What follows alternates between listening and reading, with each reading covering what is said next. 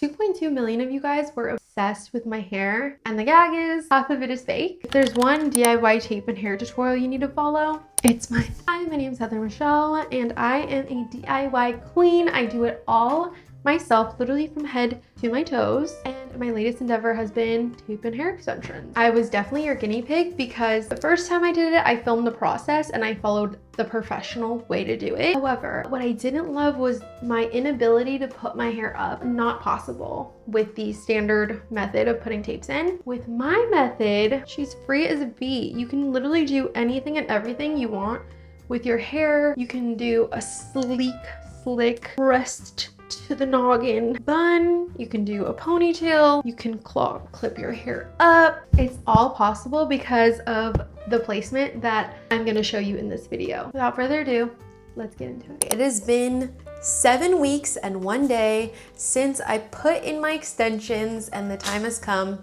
to take them out. Okay, my hair is a little oily, so you'll probably be able to see the tape-ins because my hair is like, you know, parting from the grease. We're gonna take them out. We're gonna put them back in. We need a little oil. Do not do what I'm telling you to do. You're going to want to use isopropyl alcohol instead of the oil that I'm showing you. Any oil. Do not use oil, because what oil does is it disintegrates the adhesive and it turns into this gummy texture that, as you can imagine, is very annoying, very irritating, literally like having gum in your hair, and then in your hands as you're trying to take the gum out of your hair, and then in your fake hair, and then on the little tape-in section.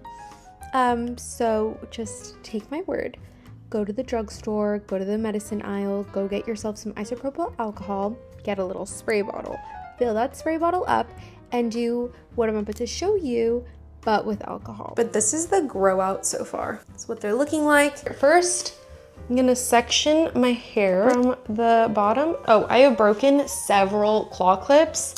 These are like the only ones that can handle all of this volume, and I have to clip them pretty high up. I'm actually just gonna let that sit for a little bit to really soften it up so that I'm not pulling my hair. Very, very pleased. They were super comfortable, very lightweight. They really move well with your hair, and because they're in such thin sections, like they don't feel obvious. So at some points, sure, you could see that I had short natural hair, but it wasn't as obvious as I thought it would be. I thought the thinness of the ends would really bother me and that I would want to immediately get a new bundle, but really, I'm impressed with how like natural they look and blend. Overall, easy to put in, super fast, pretty affordable, lightweight.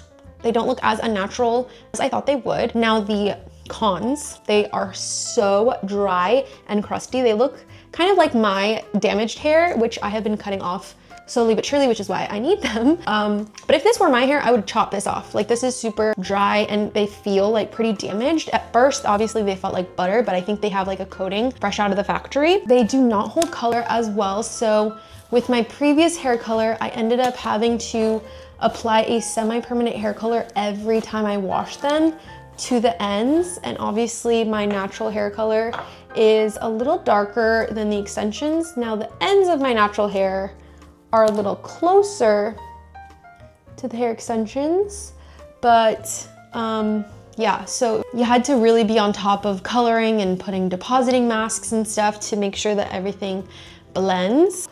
With these, not because it's not comfortable, but because they are so visible, I think that next round I'm just not gonna put any in the front here. And even up high right here, when my hair is greasy, you can for sure see this, so I have to like be super conscious of brushing them down. And that's even after I removed an entire row off the top of my hair. Fortunately, claw clips are out of the equation because when you clip it, it like goes into the tapes and the hairs that are taped off. I hope that makes sense. And so it ends up like kind of pulling in those like tapes right here.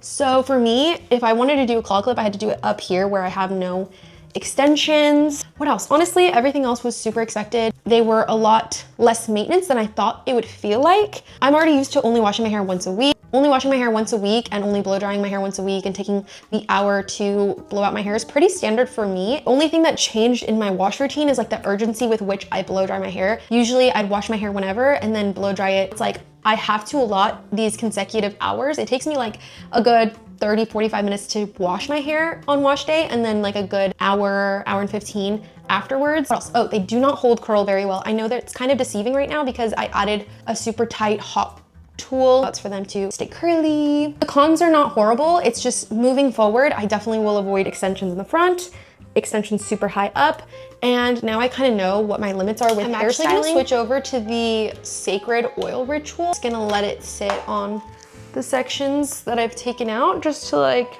help break down that tape glue. Oh, and it feels so good on my scalp. It's got like rosemary and all the happy, good, feel good oils for your scalp. Actually, I think I'm gonna do another round with the Sacred Oil because, I mean, it definitely like loosened up the glue and like it's starting to peel and stuff, but I need more. I need more, baby.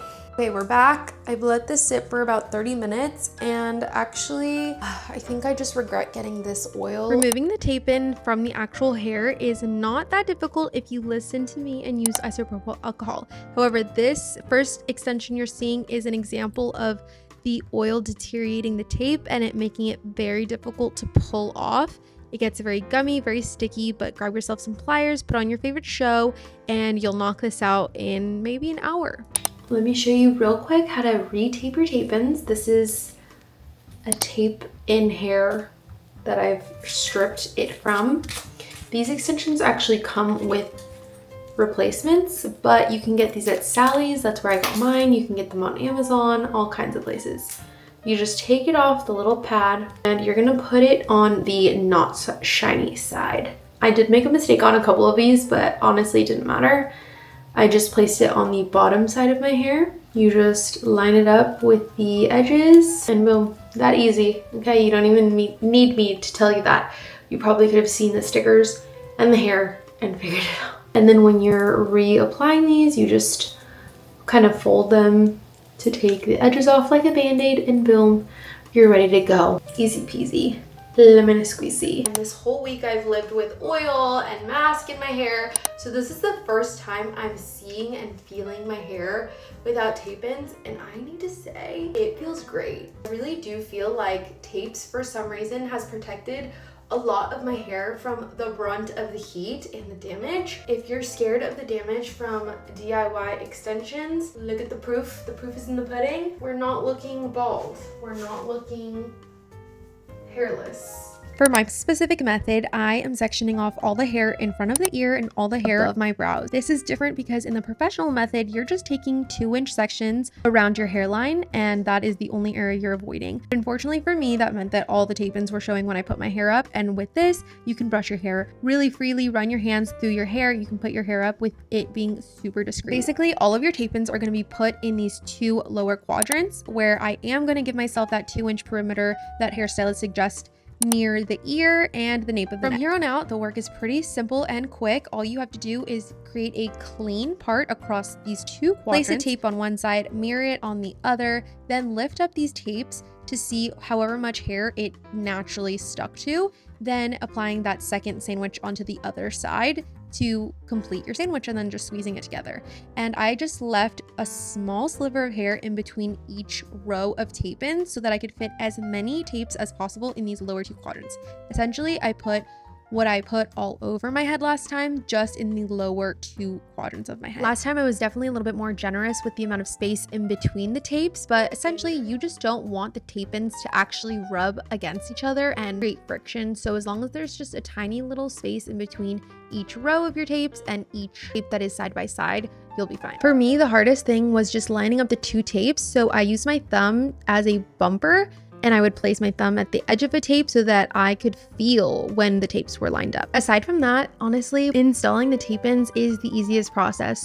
All right, so I just kind of trimmed my hair, just touching up my little butterfly cut situation. I just pulled all my natural hair to the same point. That's kind of how you do a butterfly cut, but unfortunately you can't do the same thing with hair extensions, so I just kind of pulled that low into the front and just tried to drag my scissors through my hair and make sure that everything is, you know, flowing seamlessly.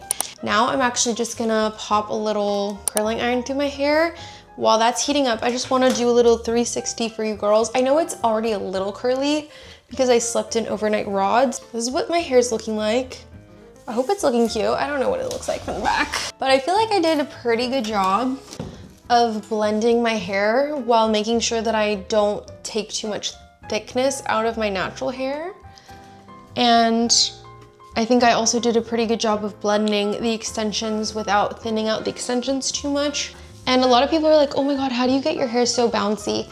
The key is short layers, girls. I'm just gonna pop in this Heritage by Mindy Knight Heat Protectant Mist, protect the extensions so they don't look like shite. But I will definitely, I think next time, be investing in better quality extensions. This is the second round that I'm doing with this specific set of extensions. This is how much hair I did not end up putting in. A total of 4 packs of hair, 200 grams of extensions. What was I gonna say? The point I was trying to make is that the hair does feel pretty thin on only the second use of this particular set of hair extensions. And so the next time I put in extensions, I'm definitely going to upgrade to a better set of hair now that I'm really comfortable with the removal process, as well as the installation and the cutting and the coloring of it all. I just want to land somewhere really like good with my skills before investing in better quality extensions. This is like my lazy girl blowout. It's still gonna be pretty straight just because I did flat iron my hair to begin with, and I feel like it's super hard to get a curl in your hair once you've had, you know, it straight. This method is really just gonna give me a cute little bend at the end for that like blowout vibe. I'm just pinning them. So here's a quick little tootie for my cuties.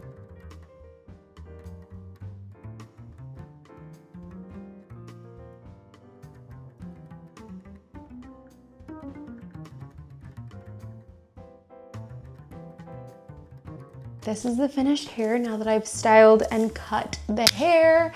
I'm obsessed, you guys. Okay. So happy that I went out on a limb and tried doing my own tape-ins, because I just fall more and more in love with them. And I really feel like myself with the extensions. I've always had super long hair, and only 2 times in my life have I ever had super short hair, not on my terms, like because of damage. And this is one of them. And unfortunately, it was also coinciding with like a harder time in my life. And so I was really feeling like down on myself, my confidence, physically at least. I feel like I'm just getting back to the girl I know, mixed with like a future elevated person that I love even more. It's so weird that hair can do that and like put you in a certain space, but I'm just grateful that I can learn things on YouTube, and I'm happy to teach you guys how to do things on YouTube, because I know women rely on extensions for many reasons, whether it's postpartum hair loss, whether you're sick or you're healthy but you lost hair, you chopped it off, you had a bad haircut at a bad salon, like whatever the reason is, if you just want to change up your style, if you're bored with your hair, it is all here for you. And I'm just happy that I can give this feeling that I have to you guys, and that's why I do what I do, not to get cheesy over some fake hair. I hope you guys enjoyed this video. I hope you found this super helpful, and that you become obsessed with your hair and doing it yourself, because it is so empowering, and obviously you save a ton of money. I will definitely do a full length tutorial on how I blow out my hair at home. I know a lot of you girls are coming from that cutting my bangs video in which I had my hair freshly blown out, and you guys are gooped and gagged over it. So I want to show you how I get that hair. This obviously is a little bit of a different style, but I hope you don't mind. Anyways, thanks for watching. Don't forget to subscribe and check out my other videos. I do beauty, I do vlogs, lifestyle, fashion. I also have a podcast that will be coming back very, very soon called CHERUB Chats Pod, and that has a whole separate YouTube channel if you want to check it out.